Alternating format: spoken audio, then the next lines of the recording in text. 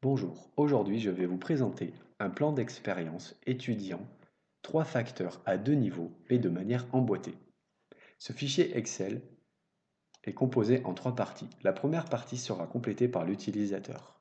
La seconde partie est une représentation graphique et la troisième partie est une analyse de variance. Dans la première partie, l'utilisateur décide d'étudier des étapes. 3 étapes. Chaque étape correspondant au process de fabrication, à l'échantillonnage et au processus de mesure.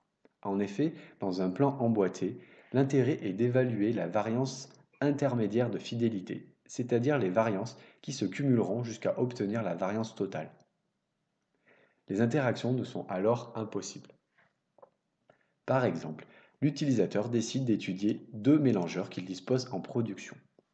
Il réalise donc un mélange par mélangeur.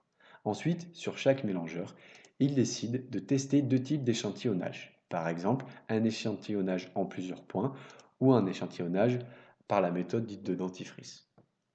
Enfin, il dispose au laboratoire de 2 équipements qu'il souhaite également évaluer. Chaque essai sera réalisé et les résultats seront obtenus sous condition de répétabilité. L'utilisateur a également la possibilité d'indiquer les tolérances supérieures et inférieures, ce qui permet notamment le calcul du CPK. Dans la seconde partie, un premier graphique représente la dispersion totale de l'ensemble des résultats observés. On constate que cette dispersion est contenue à l'intérieur des tolérances, ce qui est bon signe.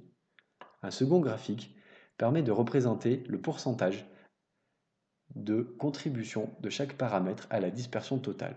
On s'aperçoit ici que le processus de mesure a un fort impact sur la dispersion des résultats.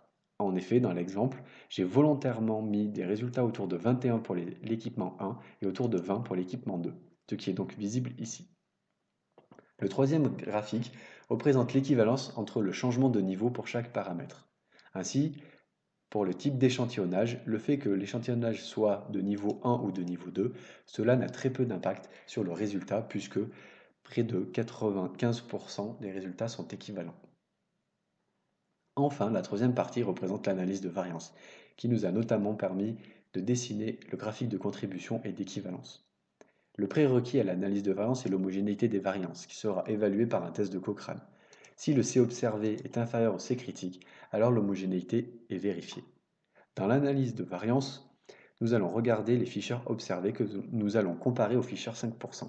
Si le Fisher observé est inférieur au Fisher 5%, alors l'impact est statistiquement non significatif.